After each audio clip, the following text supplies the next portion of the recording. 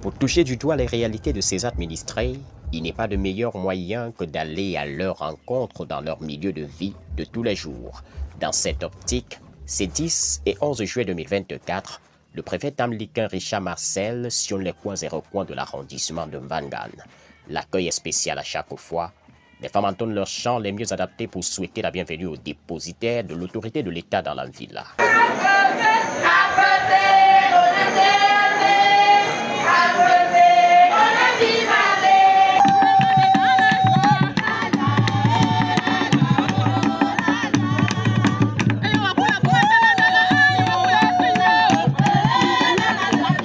De jour comme de nuit, le préfet et sa suite se meuvent sur des routes de terre qui serpentent tel un bras de mer entre la luxuriante forêt équatoriale.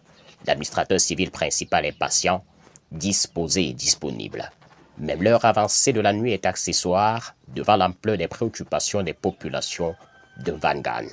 Mvangan, ce n'est pas qu'un mot, c'est un nom qui a une histoire et une mémoire. Mvangan que vous visitez depuis hier tient son nom d'une carcasse de crocodile que les premiers habitants de ces lieux auraient découverte ici même où est implanté le chef-lieu de l'arrondissement. Le vocable Mvangan est en effet un substantif composé de deux mots boulou. Le premier c'est vai, qui désigne la côte, c'est la carcasse pour un crocodile qui a pourri et dont il ne reste plus grand-chose, il n'y a que les ossements.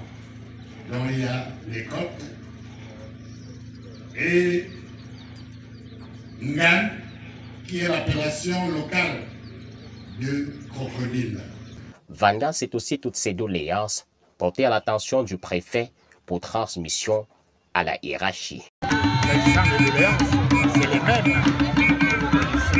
C'est des problèmes de route, c'est des problèmes d'électricité, c'est des problèmes de téléphonie rurale, des problèmes d'internet de connexion.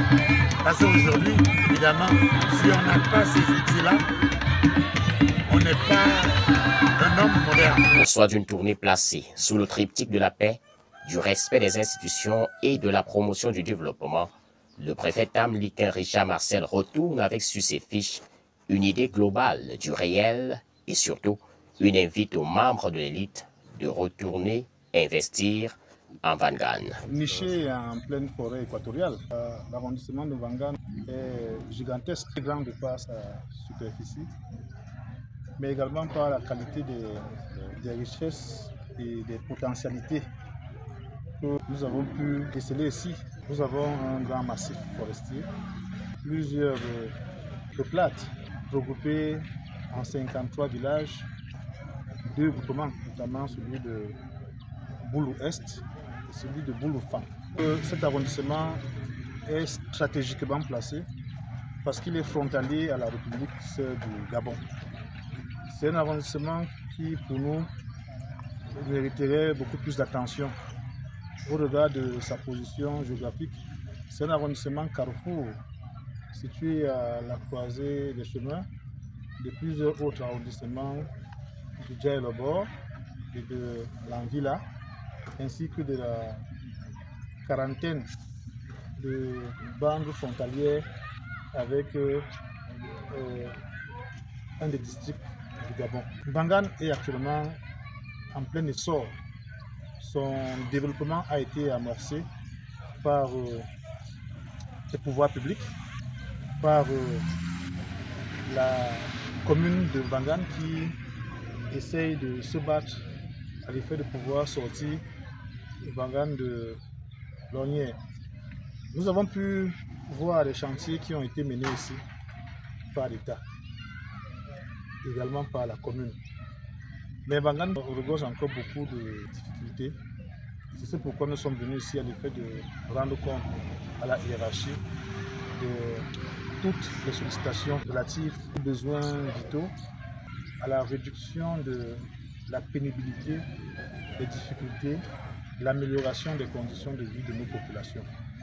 Ces problèmes que nous avons pu consigner, naturellement en relevant ce qui a déjà été fait, relèvent des problèmes d'ordre infrastructurel, des infrastructures sociales, de l'eau qui ne se retrouve pas encore dans toutes les communautés, de l'électricité qui tarde encore à arriver, surtout qu'avec la ligne qui venait de 100 mm, Vanguard connaît beaucoup de problèmes énergétiques, ce qui peut donc freiner le développement et l'essor socio-économique de cet arrondissement. Nous allons nous mettre ensemble avec la commune, avec la hiérarchie, l'État central, avec également nos différents sectoriels pour mieux porter les projets maturés de Vanguard. Au terme de la vie des chantiers, nous voyons qu'il y a des bâtiments qui poussent. Voici l'hôtel de ville de Vanguard qui est en train de donner une autre allure architecturale à cet arrondissement. Tout comme nous avons vu le bâtiment flambant neuf de la sous-préfecture, ainsi que de belles constructions qui sortent des terres dans cet arrondissement. C'est l'occasion pour nous donc d'inviter l'élite, les populations, les fils et filles de l'arrondissement de Vanguard de venir participer, de venir contribuer au développement de leur localité. Il est 22h22 quand le cortège préfectoral cherche son chemin dans les ténèbres de la nuit avancée, avec la promesse d'un suivi de proximité de toute initiative visant à développer Vanguard.